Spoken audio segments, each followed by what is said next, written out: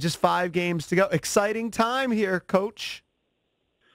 Yeah, definitely exciting time. Getting to the end and still working on refining our game here and getting better. And good challenge here the last night, and then going into our next game here against Carolina with a back-to-back series against them. Yeah, Coach, you've got a mini playoff setup going right now with the Hurricanes. You had them in our building last night. On Thursday, you get to face them in Raleigh. When you gather with the coaches and the players, is that something that you're going to stress that in 2 weeks or so, this is going to be the new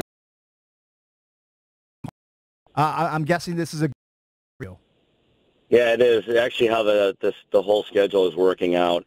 We started this on Monday, just getting into our normal playoff mindset in terms of days we're practicing, days we're not, taking advantage of that rest, and then when it comes time to work and improve on some things, we'll do that in the morning at our pregame skate, and then we'll use some of that stuff in the game that night, and then show some video on it and continue to get into a rhythm like that. So it's good against the same team, in this mini series to start practicing that. But the overall schedule is allowing us to do that too as we push here to the end.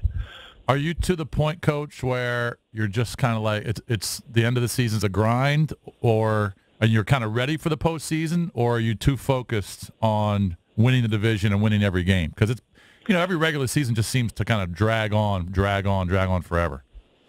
Yeah, this one doesn't feel that way, and I think it's because it's so tight in the Metro Division, and the games are competitive, and our opponents have been, really whether it's a team that's desperate to try to still get that last wild card spot, or teams that are trying to solidify playoff spots, and it's been a different sort of end to the season, and the whole season, just backing up from what we were able to accomplish last year, has taken a little bit of a different path. So it's I think that it's been beneficial for us. We've been playing some good hockey and finding ways to win. And last night was a really good example of a team effort from us to get the job done. Coach Reirden, give me a pest or an agitator on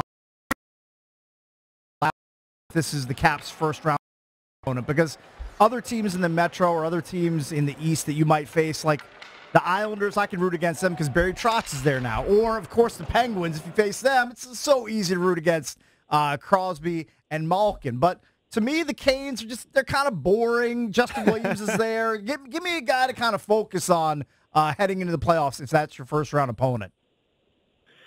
Yeah, it's a different kind of game against them, and that's a really good point by you, that there's not that one particular guy. Now, they have some guys that are right on the edge, and once you start playing more playoff-type, competitive-type games, then they can get that way. A guy like Furland for their team that they added this offseason can be that type of guy, at times physical, does fight, will be in your face. Is a guy that's always seems to be hanging around your goaltender.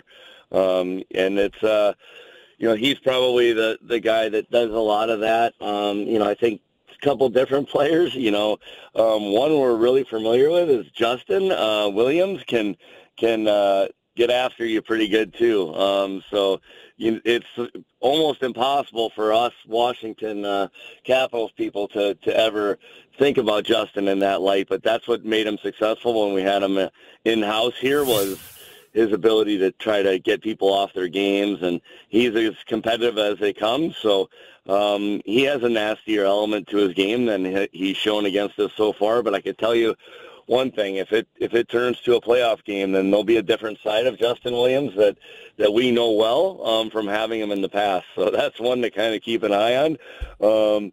And then it's interesting, this young Russian player they have, Svetnikov, is a guy that seems to be a little bit edgy, and a guy that seems to be able to agitate and want to cause up some different issues on the ice, whether it's talking. He did it 2 games ago against us. Yesterday is a little bit more quiet. Sometimes you never know with these guys, because when they're at home, they want to be that guy. They want to, for their own fans, they want to, be a little bit of a rat. But then when they get on the road, they kind of curl up in a ball in the corner. So, like you said, some guys are legit rats. You know, Hornquist and guys like that that you don't like, or Crosby or different guys. But Brad Marchand jumps to mind too from Boston. Oh, for sure. So there's lots of them around the league, but there's some undercover ones in Carolina that will show their face at home tomorrow when we play them, and definitely during a series. Coach Reirden, as you mentioned earlier, the Metro Division is super tight. Caps have a 3-point lead on the Islanders and Pens. Each team has played 77 games. Why would you want a 21-point lead like Tampa has over Boston in their division? You already probably feel like you've navigated some playoff series at this point, just getting through the division this season. What's that been like, having it so tight, especially late in the season right now? You know what? And it's an interesting concept because we've done it the other way. Our team here has, and we've been way ahead, and it hasn't worked out well for us. And it was last year that we had to go through a little bit more adversity during the regular season, and you know, we're still deciding on who our goaltender was going to be at this time last year to start the playoffs, and it wasn't a huge, you know, tilted number of points that you know, we were ahead by, or you know, it was competitive. So, you know, I think for us that seems to work better and allows our players to now be ramping up their game and focusing in on the things that we got to get better. It's made it easier as a, you know, for me to push certain areas of our game that we need to get better here. We've got 5 games left. We've got 6 games left. These are areas we got to keep improving on, and know that it not only does it help us improve for the long haul, but it's going to help us that night.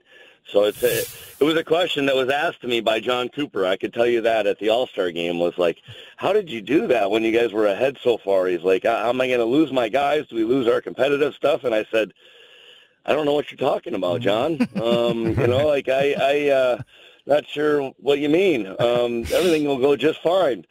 So I like it. I like playing coy. Yeah, and obviously said it with a chuckle. So he knew he had some challenges ahead of him, and you know, with that and trying to maintain the focus of your team. And geez, they played the other day, and they're not even playing again until they play us. So they got like 4 days off.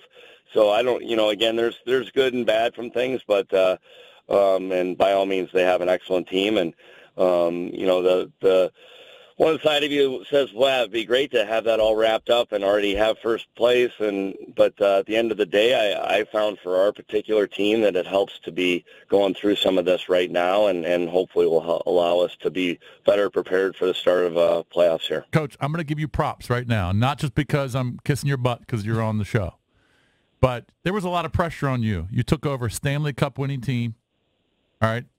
The microscope was on you. I mean, we saw it in this town just in baseball with the Nats. Davey Martinez took over a 97-win team, didn't make the playoffs. There's a lot of pressure, and I understand that you got a great roster, but there was pressure on you as a coach to get this team back to where they were, at least get them to the playoffs, and you got them at, you know, 3 points up in the Metro with 5 to play. Props to you. Yeah, look at that. I like that, Jason. Very nice. Take a bow, I appreciate Coach. that. Seriously. I appreciate that. Yeah, it's been, you know, I knew what I was getting myself into, you know, and, you know, have been through it, you know, in other locations I've been in, and, you know, different stuff as a player and stuff. So it's been something I was prepared for. I did a lot of research on, you know, it's going into not just, you know, even if I was the head coach last year and trying to repeat and do it again is a challenge in itself, let alone as a new first-year coach. So, you know, I prepared and was ready for pretty much anything that came my way. I have a really good staff around me, and you know, we have good players. So, you know, to me, it all goes back to the players, and you know, they're the ones that play and do the job, and I'm fortunate to be coaching a great team.